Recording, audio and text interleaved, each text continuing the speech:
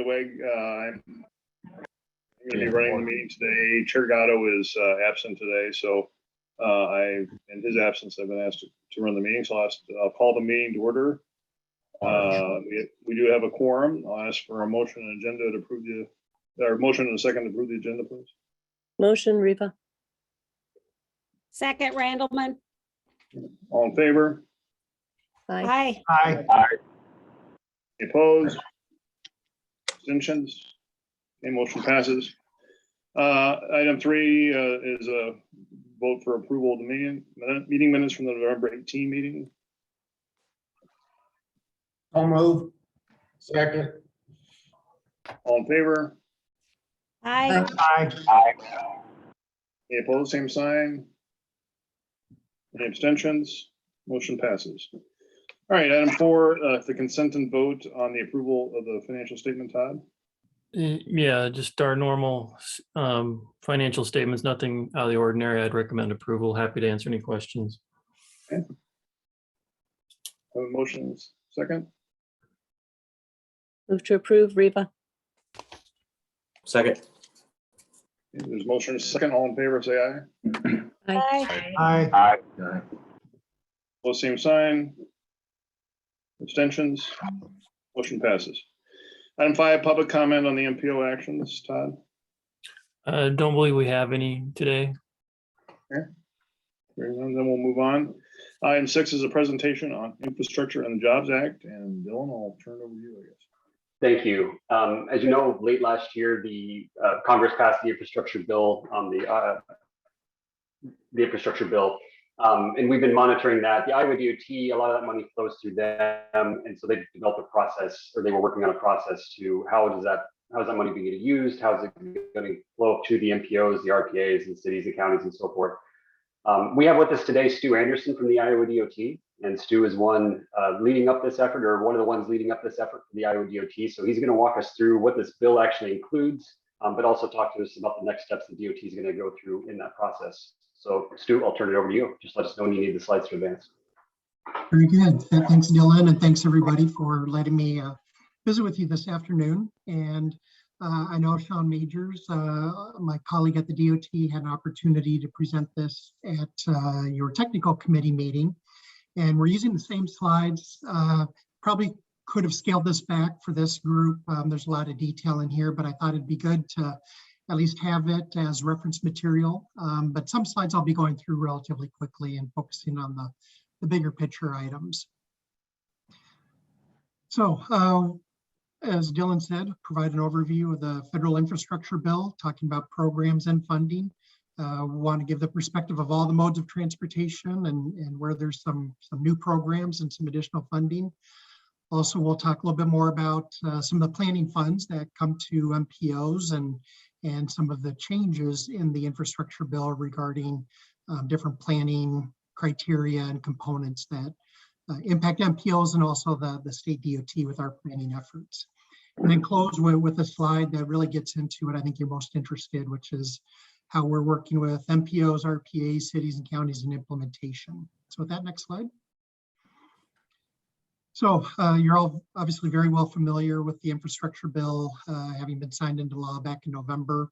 I think 2 things I would emphasize on this slide. One is the infrastructure bill, among many other things, as it relates to our interest, is the next authorization bill of surface transportation programs. So this replaces the FAST Act.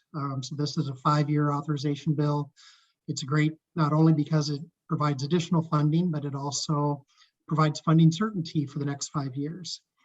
The last bill that I'll also emphasize, which is that, again, as you know, we're operating under a continuing resolution at the federal level for federal fiscal year 22. That's important to us because the new programs and the funding increases in the infrastructure bill, generally we don't have access to under this continuing resolution. So we really need a full appropriation bill to get the full benefits of the new programs and the additional revenue coming from the infrastructure bill. There was some positive movement in Congress in the last week and this week as well. in the appropriation committees and with the leadership and ranking members of appropriations. So it seems like they're making some progress. It sounds like there may be the potential for another continuing resolution to go beyond February 18th, but hopefully that will be a short lived continuing resolution and they'll get the full appropriation. Next slide.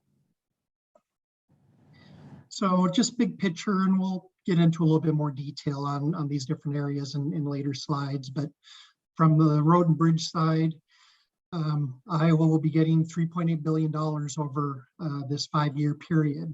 And that's about a 30% increase over on an annual basis over what we all received in fiscal year 21. It starts out at about a 25% increase and then increases each year till it's about a 35% increase in year 5 in fiscal year 26. On the transit side, Iowa will see about $310 million over the life of this bill. And that is actually a higher percent increase than on the road and bridge side. It's about a 35% increase over the life of that bill. On the aviation side, again, funding increases there. Of note, and I'll talk more about this is in a later slide, is a new funding program that is of particularly interest and support for the Des Moines Airport and their new terminal project. On the waterway side, significant additional funding for the Corps of Engineers, which we got some really good news yesterday from the Corps about some investment plans they have with some of that funding, which again, I'll talk about here in a bit. And then on the rail side, again, more funding.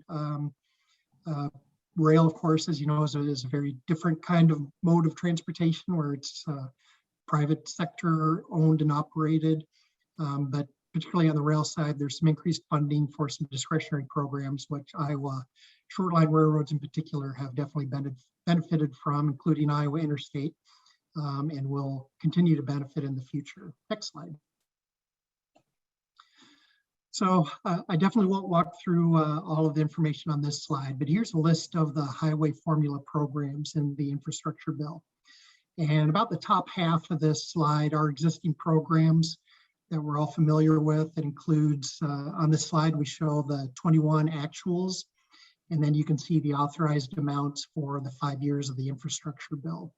I'll point out in particular the Metropolitan planning funding. And again, we have some more detailed slides later on, but you can see a significant increase in that in the first year of the infrastructure bill, and then some growth as you work your way out, modest growth. The highway, there's a new dedicated bridge program, which is of particular importance to Iowa because of our large number of poor bridges. Because we have a large number of poor bridges, we're actually getting more of this funding than we would typically get for an average formula allocation of funding. So it's more than about a doubling of how much we got in bridge funding in 21. So that'll be a significant increase. Then we have a couple, 3 new programs. We have a carbon reduction program, a protect program, which is funding for providing more resilience of the transportation system. And then lastly, we in italics have listed the National EV Charging Formula Program. We listed that separately just because that, as the name implies, that's for supporting the installation of charging infrastructure across the state. So we didn't include that in the total for more of the traditional highway bridge programs, but an important program. Next slide. What we've done here is we tried to get at more of just the core highway programs and what the magnitude of this bill does for, I guess, bottom line increased revenue. So we have a subtotal at the top where we've taken out some of the programs that at least aren't traditional highway programs, although certainly they will have some benefit and there will be some investments on the highway side. But at least for now, we took them out of this subtotal, like the EV, the carbon reduction, and the protect program. And so again, you can see 21 numbers compared with the 5 years of the infrastructure bill. Then in the next row, we're showing the magnitude of the increase compared with 21 for each of those years. So you can see it ranges from 120 million to about 170 million. And then we also, again, just for an approximation, assumed that we'll end up with 90% of that money as money that actually is appropriated, and we get the obligation limitation to spend those funds. And that's not a great estimate because some programs we know are already appropriated, in particular the bridge program that's already fully appropriated at 100%. But again, the message of this slide is just to give a magnitude of the increase in highway and bridge funding to the state of Iowa. You can see it ranges from 107 to about 150 million, and I guess what I would call real cash. I think the main message of this slide is to compare that with the fuel tax increase we got in 2015 at the state level, which was generated over $200 million a year. So just in terms of magnitude, as we try to message the impact of the infrastructure bill on the highway side, we thought this would be useful to compare to the magnitude of the impact of the fuel tax increase. So significant money, but not so much of an increase that it's unprecedented. And certainly, as we've been talking with stakeholders, cities, counties, and our road builders and bridge builders in the state, everyone's ready and prepared and going to be able to put this money to work in an efficient and timely manner. Next slide. So here's a little bit more detail. I'll pass through these relatively quickly. Here's more of a breakdown. I'll focus your direction to the bottom table. This shows the amount of those Metropolitan Planning Program funds to the state of Iowa in some more detail. Here you can see that 23% increase from 21 levels to 22 levels, and then a 2% increase each of the 5 years. So of course, these funds are then allocated to each of the individual MPOs. Next slide. And then there's also some transit planning funds that are allocated. And again, you can see a good increase in the first year and then a couple % increase in each subsequent year of the infrastructure bill. Next slide. So again, there's a lot of detail on this slide. I guess message here is, with this increased funding, there's an opportunity for each MPO and RP in the state to look at the work programs and prepare for that funding increase from the federal side and begin planning for that, assessing what unmet planning needs exist. And so again, just some recommended actions for the MPOs and RPAs in the state to start getting ready for this funding. Next slide. So shifting to some of the other modes of transportation, here's a breakdown of those transit funds from formula grants to Iowa. You can see again that comparison of how much we're getting in 21, about 45 million compared to what we're getting in the infrastructure bill, which is more of like about a $15 million increase. As I said, about a 35% increase over the life of the bill. Next slide. And a common theme, again, I'm sure you're all familiar with, is really across the board. What we see with the infrastructure bill is increased funding for existing programs, a few new programs, and also new discretionary programs. And we certainly see that in transit as well, with plus ups of funding for programs we're all very familiar with and have been really important to transit agencies in Iowa. Next slide. On the aviation side, the main point I'll talk about here is that there is a new FAA airport infrastructure formula program.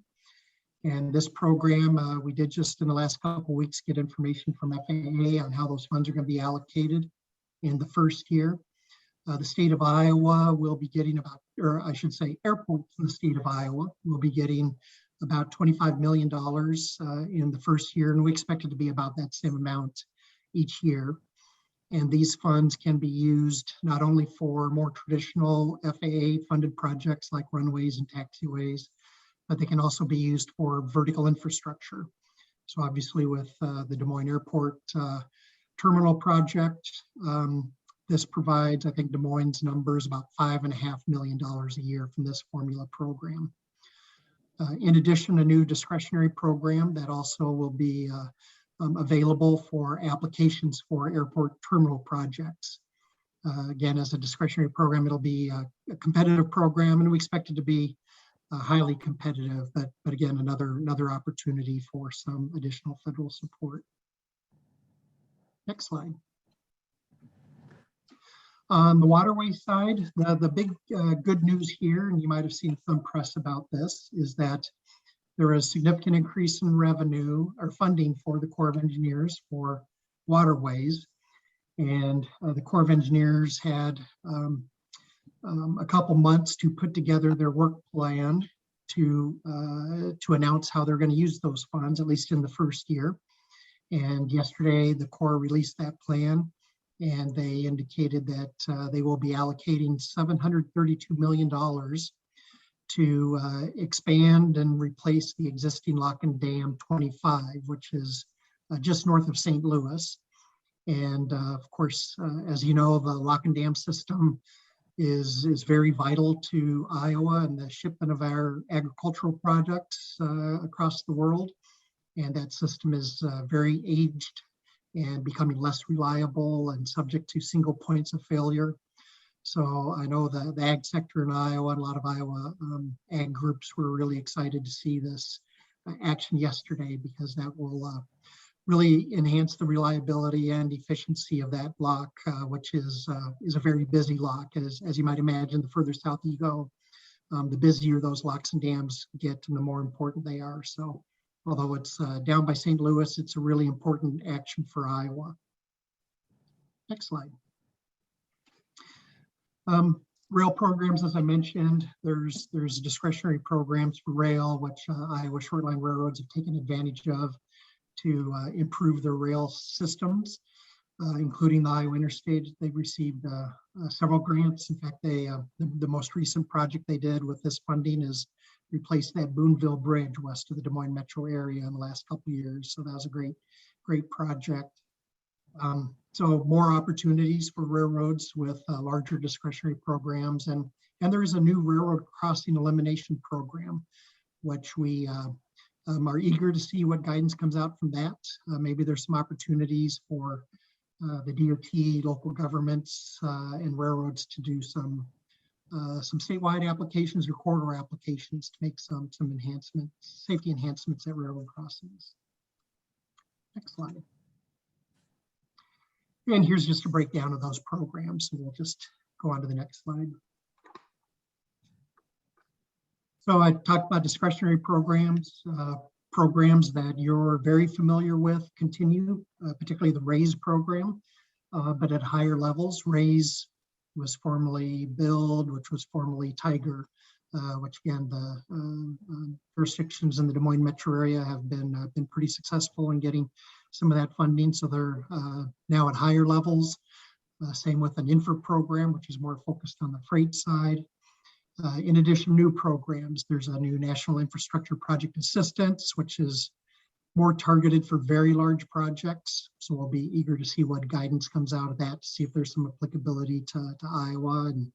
And anyway, some new opportunities. And I guess I'll at this point indicate, these discretionary programs are really becoming an important piece of the funding puzzle. And again, the Des Moines metro area has done very well with that program. I know at Iowa DOT, we feel like we need to be more proactive and strategic in seeking opportunities for that funding, just since that's becoming an important piece of the funding puzzle. So we're focused on that at the DOT. Next slide. So I've talked about these new programs. I'll spend just a little bit more time on them here. The carbon reduction program is a new core formula program. Iowa will be getting, I think it's about $16 million a year in that program. That's a new program that does require the full appropriation. So we're not learning much about that, just since we're operating a continuing resolution. And of course, USDOT is working on guidance for that program. But As the name implies, it's going to be funding for projects that reduce carbon. So certainly expect that transit would be the type of activities that likely would be able to benefit from that program. We also have the Protect program, which, as I mentioned, is a formula program as well. So I think Iowa's getting about $18 million a year in that fund. So again, waiting to get more details on how that will work to start preparing, talking about how to allocate those funds. Also on the charging and fueling infrastructure side, there is a application-based discretionary program for a broad range of fueling infrastructure. But then there is a dedicated formula program to state for electric vehicle charging. And I will be getting about $10 million per year for that. And we have, I guess, dipped our toes into that a little bit here the last couple of years with the Volkswagen settlement funds, which we allocated as a state the maximum amount we could of that to electric vehicle charging infrastructure. And we've done 2 rounds of that. So it's been nice to have experience dealing with that. So we're prepared for much larger amounts of funding to award through this program. So again, waiting to learn more about that. At least on that one, there is a statutory deadline for when USDOT needs to provide guidance. And that is due in the middle of February. So we're eager to learn more about that here just in about 3 weeks or so. And then I talked about bridges, a lot of funding in bridges. Yep, no, you're okay, go ahead, I already talked about that. So how do federal funds flow in the state? And as you're familiar, on the highway and bridge side, all those funds flow through Iowa DOT. They are allocated by the Transportation Commission to DOT, cities and counties. We rely heavily on the Metropolitan regional planning process for that allocation. And we'll be talking more about that here on the last slide. I will indicate here that there is a big challenge, with the good news of increased federal funding. The challenge is that we will have exceeded the point where we will fully be able to do the swap program.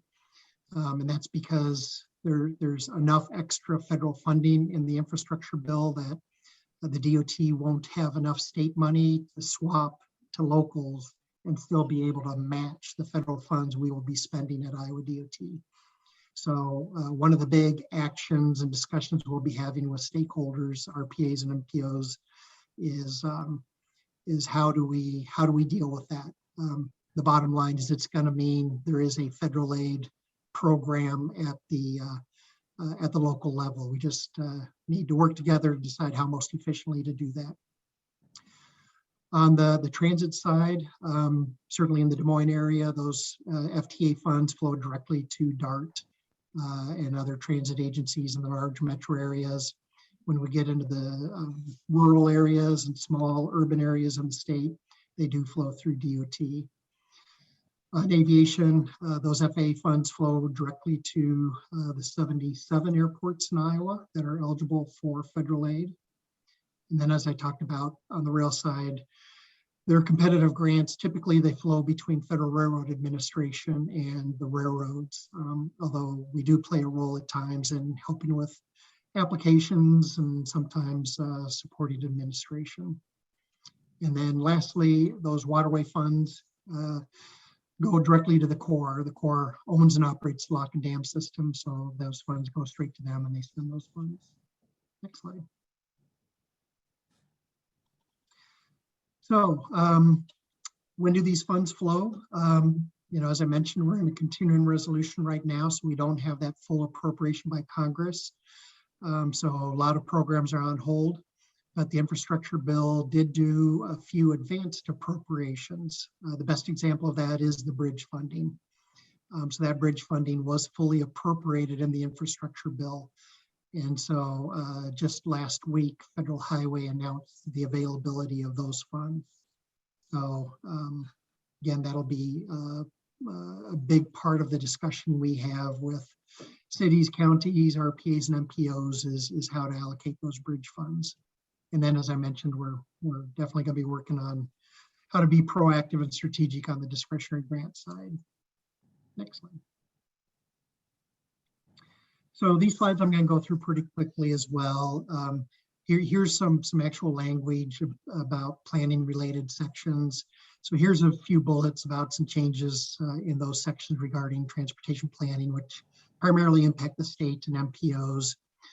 You can see some bullets there about doing more coordination with housing agencies in the transportation planning process, encouragement to use social media for public participation and input in the planning process. Next slide. Some clarification about fiscal constraint requirements for long-range plans, which will be meaningful, I think, particularly for MPOs. Next slide. There is a requirement for the state and MPOs to spend a minimum amount for activities related to complete street standards or the development of those standards. And there is an exemption process from that requirement if the state or MPO can demonstrate they already have some of those standards and policies in place. So we'll on all these planning things, like some of the funding programs, the details will come out in some guidance down the road. So we'll learn more about this here, hopefully in the next month or two. Next slide. And a few more planning related sections, again, relating to some of that connection with housing planning, with transportation planning. Let's go to the next slide.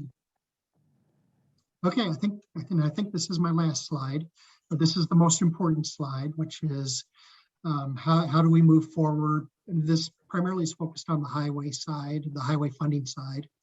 It is in the process for determining how to allocate these federal formula funds, and in particular, how does that work with the new programs that exist? This is a process we go through with every new authorization bill. So we did it 5 years ago with the FAST Act, and we're of course doing it right now. Here's the steps, and the bullets are supposed to indicate the status of the steps. Of course, the first bullet is the passage of the infrastructure bill, which happened in mid-November. And the next 3 bullets are all ongoing activities. We have the review and assessment of the bill, which is ongoing. Of course, we've reviewed and assessed the bill, but now we need to wait for and then review and assess the guidance, which will be pretty important, again, particularly for those new programs.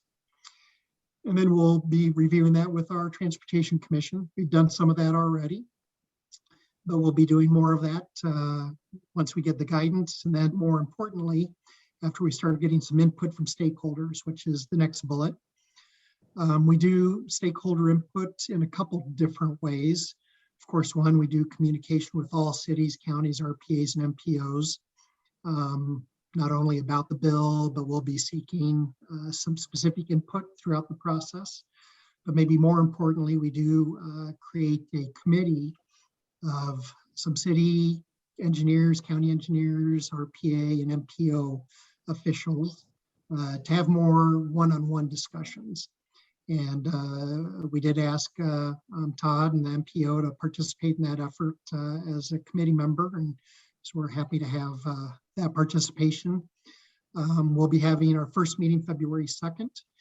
At least in that meeting, we'll be able to walk through in some more detail about the bill and the funding amounts and some of the challenges, like, as I mentioned, the swap challenge, and have some initial feedback.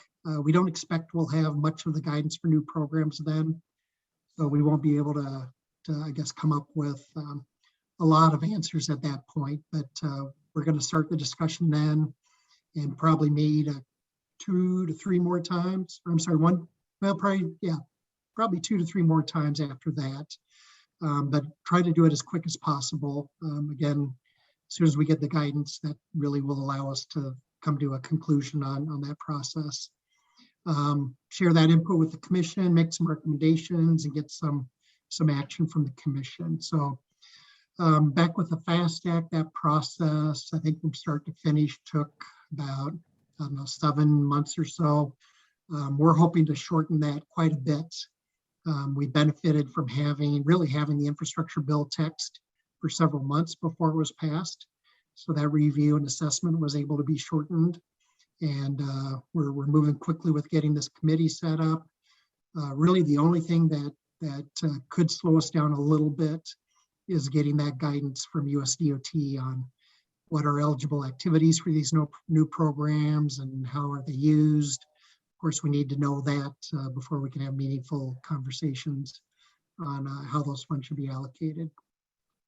So with that, I think those are my slides. And yeah, Dylan, if there's time for questions, I'd love to take some. All right, thank you, Stu. Any questions for Stu? A lot of good information there. This is Elizabeth with DART. Thank you, Stu, for the presentation. I thought it was really informative and helpful for me. One of the questions I have is, as part of some of your stakeholder input, will transit systems be, will they be included as part of that, or will there be some additional input opportunities from that constituent group? Yes, yeah. Thanks, Elizabeth, for that comment. So yes, there definitely will be some outreach and input. At a minimum, from a broader perspective, we did purposefully try to do some, I guess I'll say, committee selection from areas that have some involvement in transit. Now it's a little less so, I guess, at the MPO level, primarily because I think more of the challenges with incorporating transit and the highway funding considerations happen at the regional level. So we have a couple RPA members that also have the regional transit agencies under their umbrella. We kind of purposefully did that to make sure we had those perspectives. So at least in that sense there will be, but yes, I think as you suggested, there will be some more dedicated transit outreach on this as well. Fabulous, thank you. You're welcome, thank you. Hi, Okay. this is Heather Stansel, Madison County Supervisor. I just have a quick question, and I apologize, I was a late arrival. Just now you said that there'll be initial meeting on February 2nd for stakeholder input, including county, and you had mentioned about county engineers. Is that something that you recommend, or could someone else attend in their stead? Is this kind of just a planning for input, or do you really need the engineering feedback? Yeah, so for this committee, we do, so we can have, I guess, some more meaningful and focused dialogue. We do just have a smaller number of representatives. So particularly on the county side, we worked with the Iowa County Engineers Association to identify a handful of county engineers to participate. So I don't have the list of those counties here handy, but I can certainly share that with you. And they definitely will be reporting back to all the counties, and also we'll be doing some direct outreach to every city and every county in RPA and MPO on top of this as well. Okay, thank you. You're welcome. Stu, if you want to send me the list of the committee members, and I can send it out to the committee here. We'll do that, Todd. Thanks. All right. Anything further on that? All right, thank you, Stu. Appreciate it. Thank you. All right, moving on then is item 7 is a report on the fiscal year 2023 Unified Planning Work Program and Budget Development. Dylan? Thank you. We're starting to work on this now, and wanted to walk the committee through just what goes into the work program, why we do it, kind of the next steps in that process. So if you go to the next slide, the work program is one of our required documents, and it really outlines the scope of what we're going to do over the next fiscal year. And our fiscal year runs from July 1st through June 30th. And we identify the costs that are coming in. So Stu talked about some of the funding programs that come to the MPO directly, not for infrastructure, but for the actual operation of the organization. So we'll document that kind of thing, local match and so forth, our committee structure. But really we get the meat is what activities are we going to do? It's sort of our scope of work that we are going to carry out on behalf of the organization for our members over the next year. And that work is obviously what our committee want us to do, what our members want us to do, but we also make sure to tie into the federal requirements that are placed upon us. And some of those federal requirements are changing or being enhanced because of what Stu just talked about with the infrastructure bill and some of those changes there, some of those new requirements. So we'll have to go through and make sure that's all updated and as much as we can, given the current information we have. In terms of a process, the draft is due April 1st. And after the draft is approved, we send that off to the Iowa DOT, Federal Highway and Federal Transit. They provide their comments to us, we incorporate those, and then we have a final that is due June 1st. So what that means for this committee is in March, which this committee does not meet in March. That's one of our months off. The executive committee will take a look at this. They'll approve the draft in March, and then we'll come back with a final draft for you in May for approval. If you go to the next slide. I mentioned some of the federal requirements that we have, and those are listed there. So the work program itself is a federal requirement. Then we have our long range plan, our transportation improvement program, our public participation plan, just the general having a committee and maintaining this committee, administering SDBG funds. Those kinds of things are a lot of what our work program is geared towards. It's maintaining those documents. It's doing all the various studies that have to be done in order to feed up into the long range plan and those kinds of things. Go to the next slide. There, in addition to the, or kind of building off of the transportation bill that was just passed, the directors of the Federal Highway Administration and Federal Transit Administration just a few weeks ago provided planning emphasis areas for this current year. And those emphasis areas are put there on the screen. And maybe Stu can correct me if I'm wrong, if he's still on, but I don't believe they've done this in the past. At least I don't recall them doing this in the past. So this is something we're taking a look at too, and figuring out how do we incorporate this into our work program so that we are showing how we are, adhering to these emphasis areas. I won't read all these that are up on the screen. Most of these we are already doing, so it shouldn't be a big lift or anything, but we just want to make sure that we call those out in the work program. Go to the next slide. So right now, at the outset of this, we are soliciting project ideas from our communities, from you all, from the tech committee and so forth. So if there's any plans, studies, research, technical assistance that communities might need, please let us know and we can put that into the work program. We're also working on the development of the budget side of things. So as I mentioned, we have the additional funding or likely additional funding that we have coming on. There's some contracts that we're working through. We do have a budget and finance subcommittee that is made up of a couple of finance directors from our local communities. The MPO Secretary Treasurer chairs that committee. We will have them convening here in the next couple of weeks so they can start reviewing the budget, and they'll do some other things. They'll look at our audit and stuff like that too. But they really take a first crack at looking at our budget, make sure we're using sound principles and everything makes sense. And then we'll bring that up through the committee structure as well. So you'll see more information on the actual budget next month when we meet. I think that's all I have for you on this, but if there's any questions or comments, I'm here to take them. Hey, Dylan, it's Tom Hawkinsmith at Polk County. Just a quick question, and forgive me because you all have been working on this for quite some time, and we had our presentation. Actually, I found out about the initiative during the board meeting when the resolution came up on the Economic Development District. We had it on last week. Gunnar came to the meeting and was there to answer any questions. But I was curious about, number one, how many communities are currently participating based on the discussion you've had with the jurisdictions, and is this going to take an additional staff person? So, sorry, Gunnar, were you jumping in, or Todd? Okay. Okay. Tom, there will be an additional staff person, but that will be paid solely out of MIPA funds and directed by MIPA. We'll be handling the payroll and stuff for that person and being reimbursed for the effort, but it'll be a MIPA employee. I see. Okay. And there were roughly 90 eligible jurisdictions in the MIPA district, and we've gotten, and Gunnar can tell you the exact number, but we've gotten a number of them joining, and we've reached about half the jurisdictions, I believe, but I don't have the exact number off the top of my head. Okay, no, that's okay. That's okay. And I know I jumped the gun because I know it's on the agenda. I was curious from a staffing standpoint, whether to take additional staff, whether we're going to be MPO staff, and you've answered that. I appreciate it. Thank you. Mhm. All right, thanks, Tom. Any other questions for Dylan? Okay, we'll move on then. Item 8 is on a report on the election of the calendar year 2022 officers. Todd? Yeah, thank you. Next slide.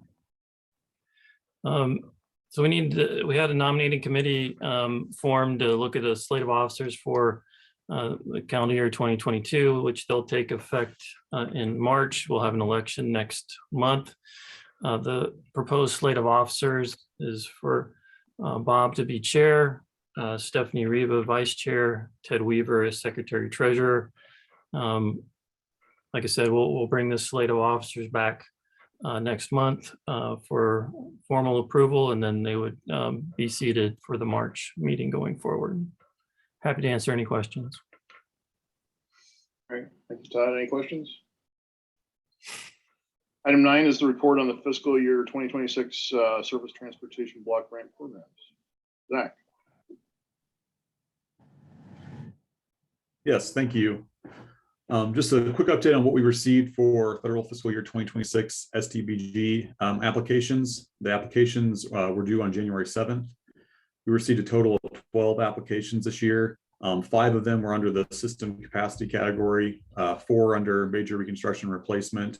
We had 1 bridge project, 1 system optimization, 1 transit project. Overall, the request this year is a little over $25.5 million. On the next slide, I have a table that gives you a little bit more details on which projects were submitted. Next slide, please. So here's a table. This gives you an idea of who submitted projects this year. You can see we got projects from Altoona, Ankeny, Clive, Dart, 4 from Des Moines, Grimes, Waukee, West Des Moines, and Windsor Heights. The project details are there in that table. We are working to put together some more detailed summary tables, which we'll provide in the agenda packet at next month's meeting. Next slide. I'll turn it over to Aspen to talk a little bit about the TAP projects that were submitted. Thanks, Zach. We received 4 applications for TAP projects this year. They're all trail and shared use path projects, and the total funds requested were $3.5 million. The applicants were from City of Ankeny, City of West Des Moines, City of Des Moines, and Polk County Conservation. So we will have presentations during our February funding subcommittee meeting and get those projects awarded. And if anyone has any questions, I can take them at this time. Gunnar, I've got one more slide, I think, after this one. Next slide. Just a quick timeline of moving forward. As Aspen mentioned, we have a funding subcommittee meeting scheduled for February 24th. At this meeting, the applicants will present their projects before the funding subcommittee. We'll have a follow-up committee meeting, funding subcommittee meeting in March, which we're working on scheduling for the committee to develop their recommendation for making awards. And then in April and May, we'll bring the funding subcommittee awards to our committees for approval. So that's the timeline moving forward. If you have any questions about the timeline for STBG applications or the applications themselves, I'd be happy to take those questions at this time. All right, thank you, Zach. Any questions? All right, we'll move on. Item 10 is the report on the priority project list for the DC trip. Back to you, Zach. Yes, thank you. Just wanted to give you a quick update on the DC priority project list. We've worked with communities over the last few months to develop the list. Essentially, we took the list from last year's projects and asked the tech committee to review it and update it, make any changes to the projects that were already existing on the list, or to add any additional projects that they wanted to. So if we'll advance the slides, please. You can go to the next one. Here's the agenda packet included this complete list. I've got it broken down to a couple different slides here, so you can read it. But you can see that the list resembles predominantly what projects were submitted last year, but the changes are submitted in red. So for example, on DART's project, they updated their project description slightly. So we indicated that. City of Bondurant updated their total project cost. The city of Indianola did add a couple of projects, I think. This first one here is for their South K Street paving improvements. And if you advance to the next slide, I think we'll see an additional project from Indianola for their Hillcrest Avenue construction. Iowa DOT project stayed the same. City of Norwalk added a project to the list for their G14 realignment in 50th Street roundabout project. Polk County's project with the City of Des Moines Pleasant Hill remained the same. West Des Moines kept their 8th Street project on there. They did update their description on the Mill Civic Parkway project. No significant change there, just a slight update to the description. And the City of Windsor Heights added a project for their 73rd Street reconstruction. Next slide. These are the bike ped projects that were submitted as part of the DC trip list. Not a lot of changes were made to the bike ped projects. West Des Moines did update their project description slightly on their Sugar Creek Greenway Trail, as well as the total project cost on that. And then we did have an additional project added by the City of Urbandale for their 86th Street pedestrian bridge. So those are the projects that were submitted. We'll take this list to the funding subcommittee at their meeting in March for them to review and make a recommendation to move the list forward to our committees for approval in April and May. Probably in April, so we can get to the partnership and they can include that in their packet. We're assuming that the partnership will have their trip in May this year, but we're still waiting for those final dates. I'd be happy to take any questions. Thanks, Zach. Any questions? Okay, moving on. Item 11 is a report on the Purple Heart Highway. Todd? Yeah, not a huge update this month. Been working with the DOT on meeting with stakeholders along the corridor. Took a little break over the holidays. So working with Stu Anderson to get some dates to meet with the remaining communities along the corridor. Altoona, Carlisle, I believe, and there may be one other that we're missing. So we'll get those scheduled here. And then the DOT is going to kind of summarize all the comments they've gotten with their stakeholder meetings and put that together in a report and identify the big sticking issues. And then we'll continue moving forward with this project. All right, great. Thank you. Any questions for Todd? Item 12 is a report on the water trails update. Todd? Yep, thank you. We had a bid letting in December for this project. We did not receive bids after talking with the contractors. Basically, three issues stuck out. The dewatering or how they would construct the coffer dams around the Scott Avenue Bridge seemed to throw a lot of them on how they were planned. The specs were planned in the original bid letting documents. So we've revised that, taking some of their comments and changing those things. Some of the materials that were spec'd through them as well. And so we've loosened up the specs on the materials so they're a little more easily sourced and more locally sourced. And then some moving the construction days out a little further, giving them a few more days on a couple of the areas to complete the work, as well as we're going to do a special letting on March 29th. That takes it outside of the DOT's regular bid letting schedule. So we're not competing against DOT projects. That also seemed to be an issue. The contractors just saying they didn't have enough time to focus on this project given its complexity. So we made all those changes. Still seems to be a lot of interest in bidding on this project in the conversations that we've had. So we look forward to a successful bid opening in March. Happy to answer any questions. Questions for Todd on this item?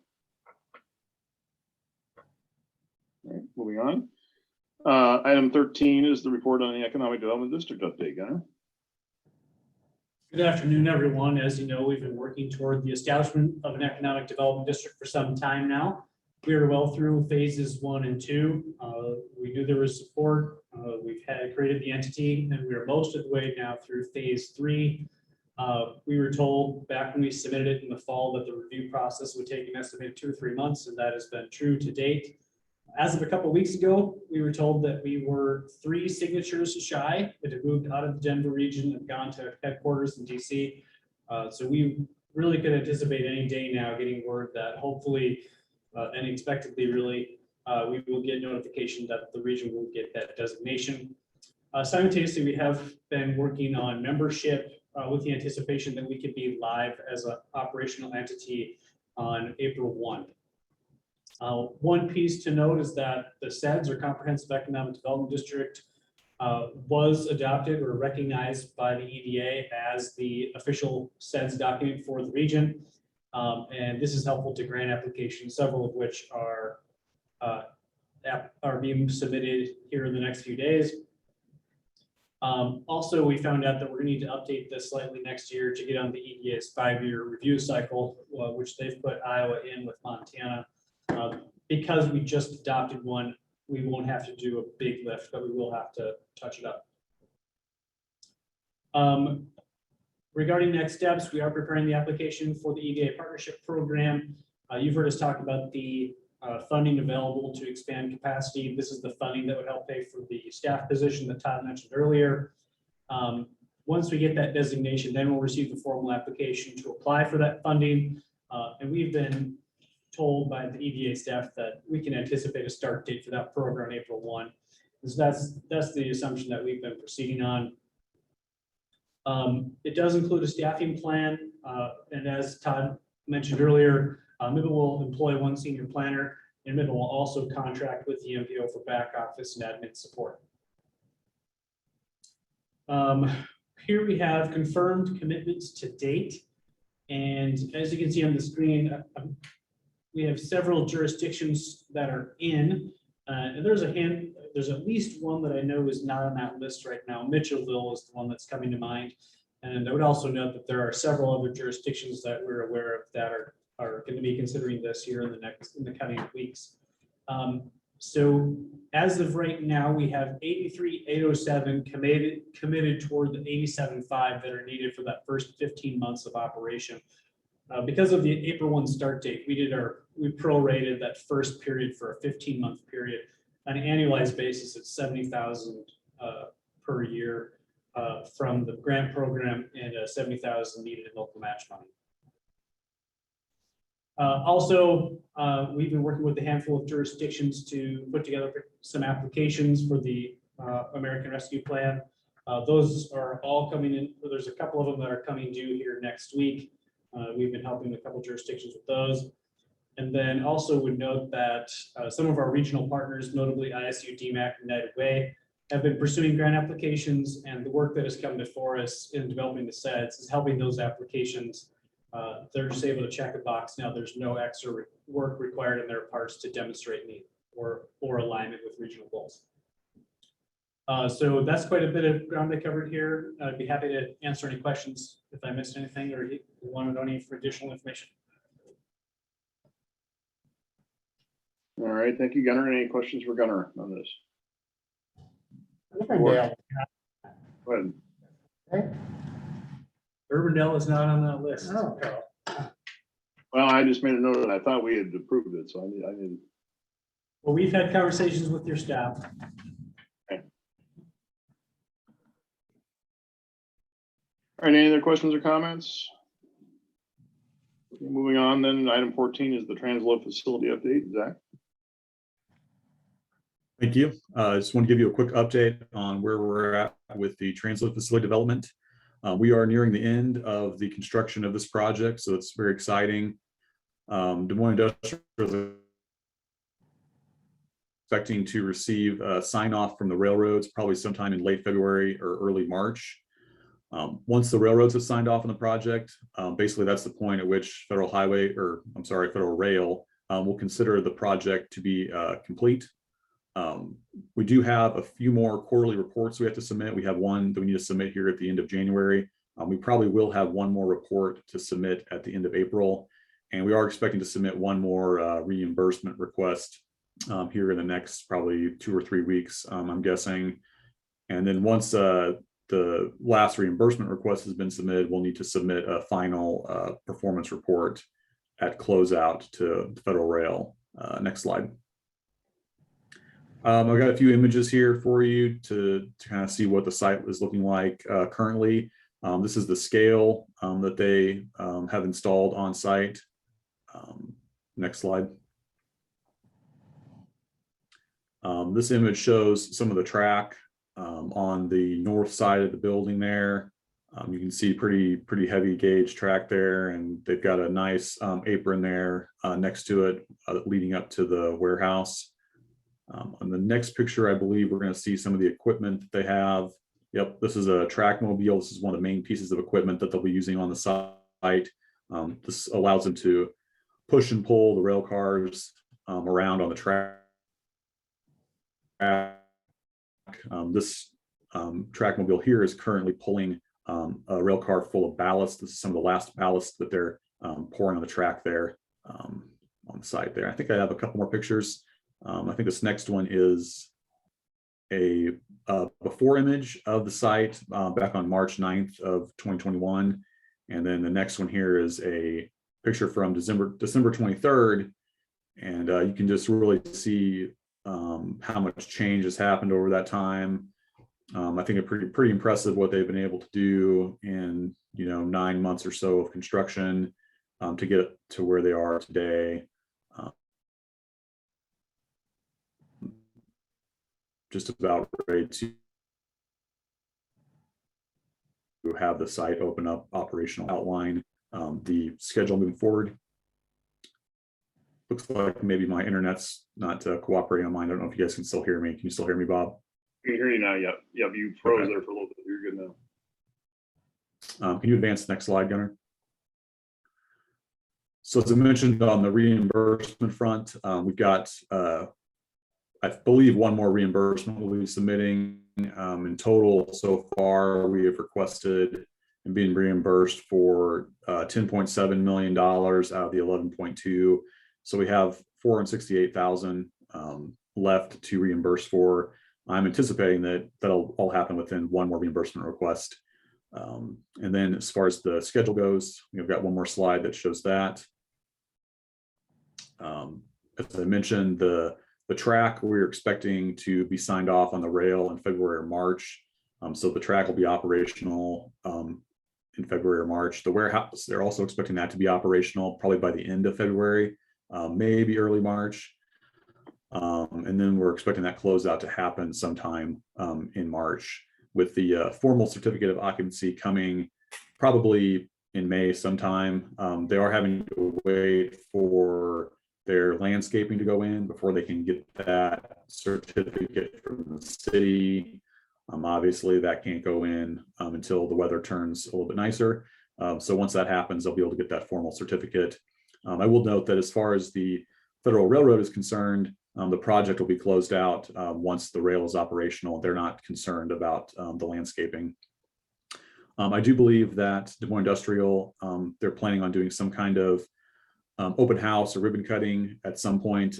As we get more details on that, we'll share that with you.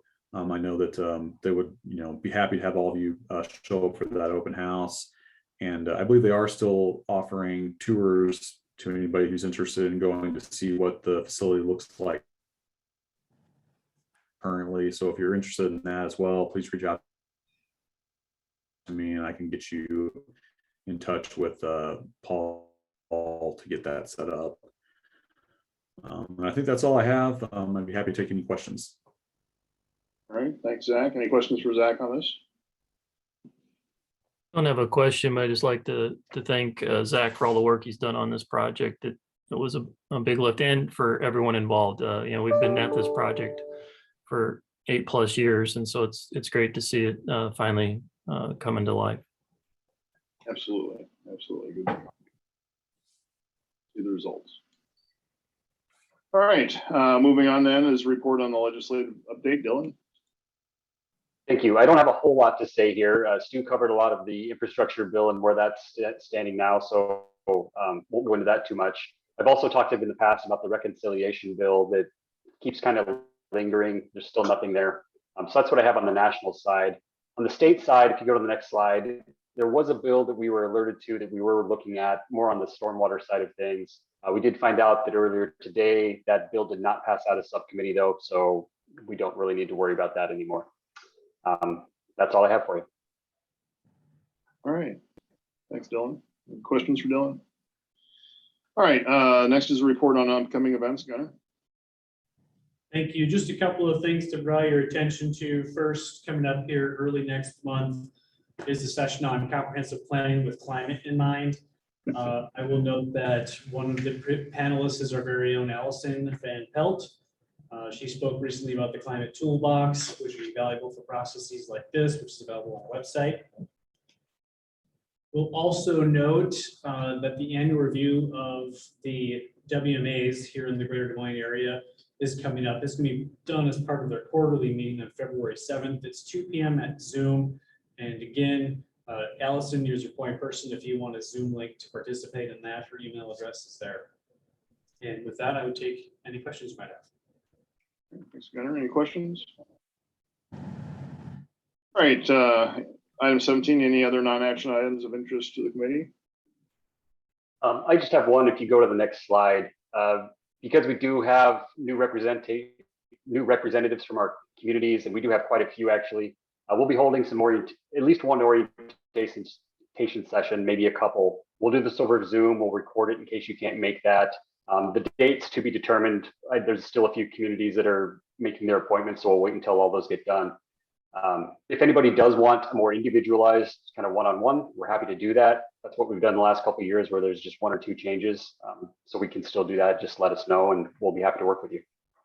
We'll get that information out though once it's set.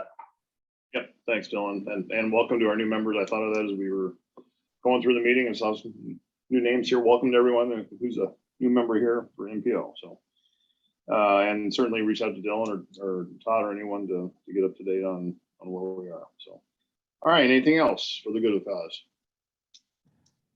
We need, we need to identify some of the phone numbers on the Zoom call.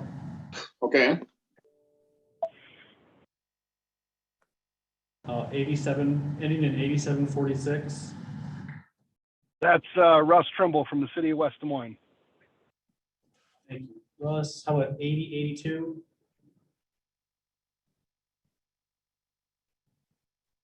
Again, ending in 8082. 577-8082. Yep, Jeff Walters, Polk City. Thank you. 8746.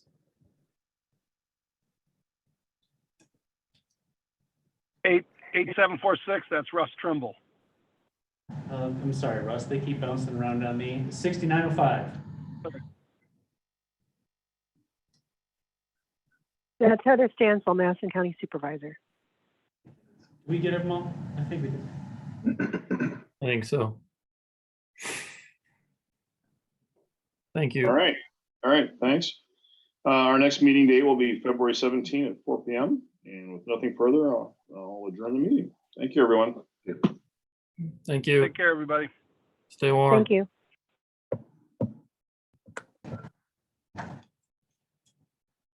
Are you taking the minutes, Connor?